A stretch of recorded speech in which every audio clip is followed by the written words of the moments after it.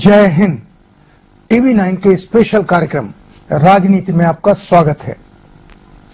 राजनीति और सत्ता दोनों का जब मेल होता है तो किस किस तरह के काम होते हैं और उस काम को अगर पत्रकार अंजाम दे तो कैसा हो, आज इसी बात का खुलासा करने जा रहे हैं। शायद इससे पत्रकारिता जगत में हड़कंप मच जाए। हमारे हाथ कुछ ऐसे दस्तावेज लगे हैं जिससे कई दिग्गज और स्थापित पत्रकारों के चेहरों से नकाब उतर जाएगा। इन दस्तावेजों से यह साबित होता है कि इन महान पत्रकारों ने न सिर्फ पत्रकारिता को लज्जित किया है, बल्कि उन्होंने अपने कारनामों से देश में प्रजातंत्र की हत्या करने वाली ताकतों को मजबूत करने का काम किया है। ये दस्तावेज बताते हैं कि किस तरह देश के जाने माने एवं प्रतिष्ठित पत्रकारों ने सरकार की तानाशाही पूर्ण नीतियों को जायज ठहराया, न्यायपूर्ण ठहराया और उसके बदले पैसे लिए।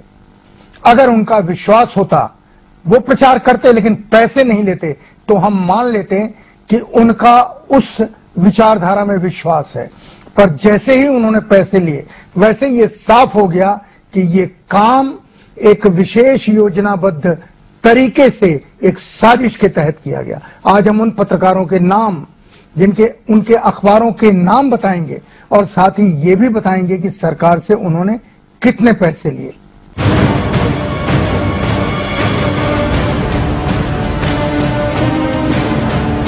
ये है वो दस्तावेज जिसमें उन पत्रकारों के नाम हैं जिन्होंने इमरजेंसी में सरकार की मदद की। ये दस्तावेज भारत सरकार के डायरेक्टरेट जनरल दूरदर्शन के दस्तावेज हैं, जिसे प्रेस कमीशन ऑफ इंडिया को भेजा गया। इमरजेंसी के समर्थक पत्रकार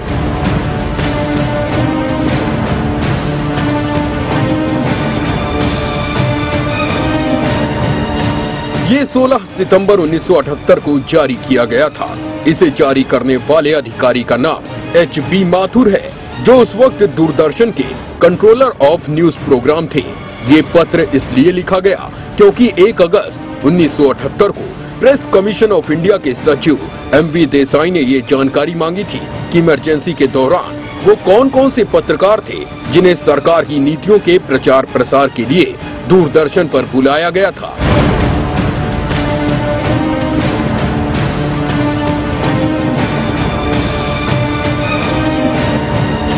इस पत्र के जवाब में दूरदर्शन ने एक दस्तावेज तैयार किया जिसमें दूरदर्शन के सभी केंद्रों की जानकारी दी गई। ये पूरी लिस्ट आज हम आपको दिखा रहे हैं। इस लिस्ट में 128 पत्रकारों ने इमरजेंसी का समर्थन किया।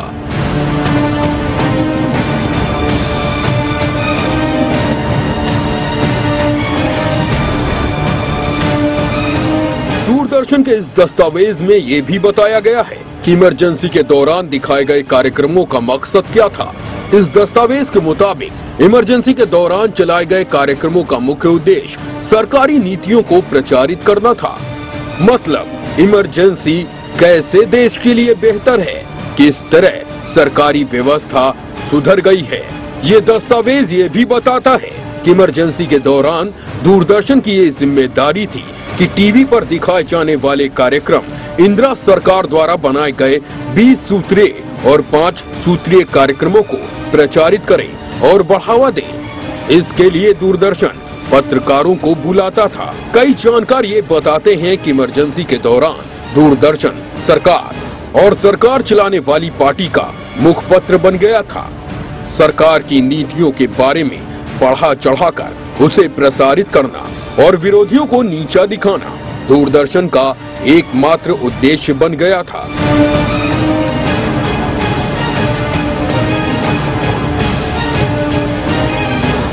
यही वजह है कि इस दौरान दिखाए गए टीवी कार्यक्रमों में इमरजेंसी को जायज बताया गया और इस दौरान लिए गए सारे फैसले और नीतियों को सही साबित करने की कोशिश की गई। इस सरकारी दस्तावेज से ये भी पता चलता है कि इन पत्रकारों ने अपनी सेवाओं का कितना इनाम लिया है। मतलब ये कि किस तरह इन पत्रकारों ने पैसे लेकर इमरजेंसी को जायज बताया था और सरकारी योजनाओं को बेहतर बताने की वकालत पत्रकारों ने की थी।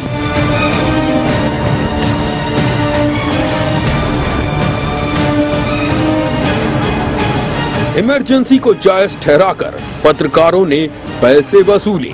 दूरदर्शन के डायरेक्टरेट जनरल के दस्तावेज में पत्रकारों के नामों के साथ साथ उनके अखबारों के भी नाम दिए गए हैं। ये दस्तावेज एक ऐतिहासिक दस्तावेज है। इससे ये पता चलता है कि किस तरह सरकार, राजनीतिक दल और तानाशाह मीडिया का इस्तेमाल करते हैं।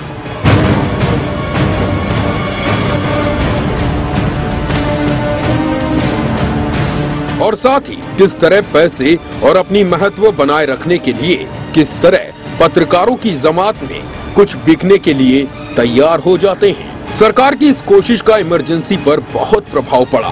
कई लोग ये मानने लग गए कि इमरजेंसी के दौरान सरकार सही ढंग से काम करती है। दूरदर्शन के इन कार्यक्रमों का सबसे बड़ा नुकसान ये हुआ कि इन लोगों की वजह से कई लोग प्रजातंत्र के मूल्यों पर सवाल खड़े करने लग गए।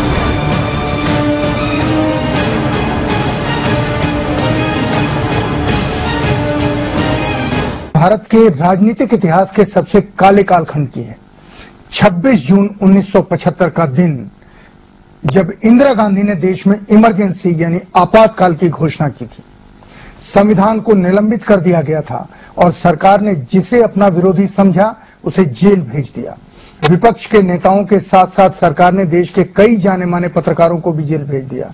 जिसने भी प्रजातंत्र की गुहार लगाई, संविधान द्वारा दिए गए अधिकारों की बात की, वो सीधा जेल पहुंच गया। देश के सारे अखबारों और पत्र पत्रिकाओं पर सेंसरशिप लग गई।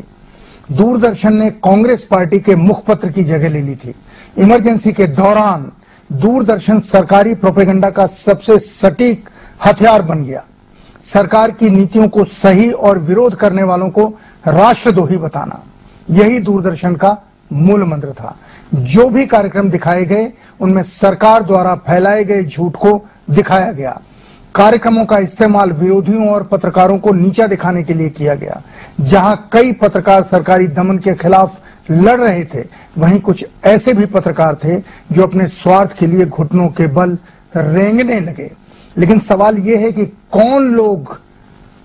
कौन थे वे जो सरकार के लिए काम कर रहे थे? कौन पत्रकार थे जो दूरदर्शन के स्टूडियो में बैठकर देश को गुमराह कर रहे थे, लोगों को झूठी दलीलें दे रहे थे, सरकार की नीतियों को सही और प्रजातंत्र के लिए लड़ने वालों को गलत बता रहे थे? आइए अब आपको दिखाते हैं मुंबई दूरदर्शन के स्टूडियो में बैठकर कौन कौन पत्रकार इमरजेंसी की हिमायत कर रहे थे।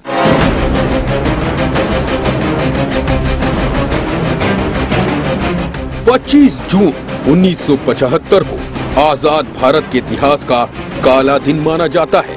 इस दिन इंदिरा गांधी ने देश में इमरजेंसी लगवा दी थी। लेकिन इस वक्त कुछ ऐसे भी पत्रकार थे जो इमरजेंसी के दौरान मुंबई के दूरदर्शन स्टूडियो से सरकार की नीतियों को सही ठहरा रहे थे। यहाँ सबसे ज्यादा एक्टिव नवल किशोर नौटियाल रहे। वो 6 बार दूरदर्शन पर दिखे और उन्हें इस काम के लिए 600 रुपए मिले। इसके बाद नवशक्ति अखबार के PR बेहरे ने 5 बार दूरदर्शन पर सरकारी नीतियों को सही ठहराया, उन्हें 500 रुपए मिले। इनके अलावा महाराष्ट्र टाइम्स के चंद्रकांत तम्हाने, धर्मयुग के मनमोहन सरल, स्वतंत्र पत्रकार विश्वनाथ सचदेव और यशवंत पधे, इन लोगों ने 4 बार मुंबई स्टूडियो में सरकार की मदद की। इसके लिए उन्हें 400 रुपए दिए गए। लोक सत्ता के विंध्यधर गोखले ने भी यही काम किया। वो 3 बार दूरदर्शन पर नजर आए और उन्हें सरकार ने 300 रुपए दिए। इमरजेंसी के दौरान मुंबई दूरदर्शन पर महाराष्ट्र टाइम्स अखबार के गोविंद तलवालकर, VN देवधर, नवभारत टाइम्स के SB पाठक, लोक सत्ता के TS खोजे, माधुरी पत्रिका के अरविंद कुमार और स्वतंत्र पत्रकार प्रभाकर रानाडे, SR टीकेकर, कमलाकर कौशिक और DB कर्णे 2-2 बार सरकार की नीतियों को सही ठहराने पहुंचे। इन सभी को 200 रुपए मिले। कुछ ऐसे भी पत्रकार थे जिन्हें मुंबई दूरदर्शन पर सिर्फ 1 बार बुलाया गया। इन लोगों में टाइम्स ऑफ इंडिया के सुकुमार जैन, फ्री प्रेस के राम त्रिकंत, सर्वोदना साधने के BA पाटिल और स्वतंत्र पत्रकार हरीश भनोट व के वाजपेयी थे। दूरदर्शन का ये दस्तावेज ये भी बताता है कि द टाइम्स ऑफ इंडिया समूह से जुड़े महावीर अधिकारी और कमलेश्वर को लंबे समय तक चलने वाले धारावाहिक पाक्षिक कार्यक्रम के लिए बुक किया गया।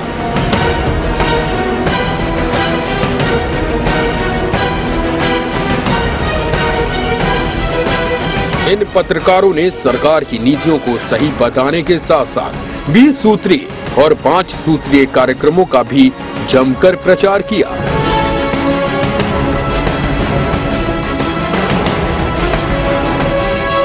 समझने वाली बात केवल इतनी है कि इमरजेंसी के दौरान मीडिया पर यह सेंसरशिप लागू थी। दूरदर्शन पर सिर्फ वही दिखाया जाता था जिससे सरकार की करतूतों को सही ठहराया जा सके। जब पूरे देश में ही सरकार के विरोध पर पाबंदी थी तो भला दूरदर्शन के स्टूडियो में बैठकर विरोध करने की हिम्मत कौन कर सकता था। लेकिन सवाल सिर्फ इतना ही है कि खुद को पत्रकार कहने वाले लोग दूरदर्शन के स्टूडियो में सरकार का महिमा मंडन आखिर करने के लिए गए ही क्यों। एक ब्रेक लेते हैं, ब्रेक के बाद आपको बताते हैं कि दिल्ली के वो कौन महान पत्रकार थे जिन्होंने सरकार के एजेंट की तरह काम किया। थोड़ा सा इंतजार, बस अभी वापस लौटते हैं।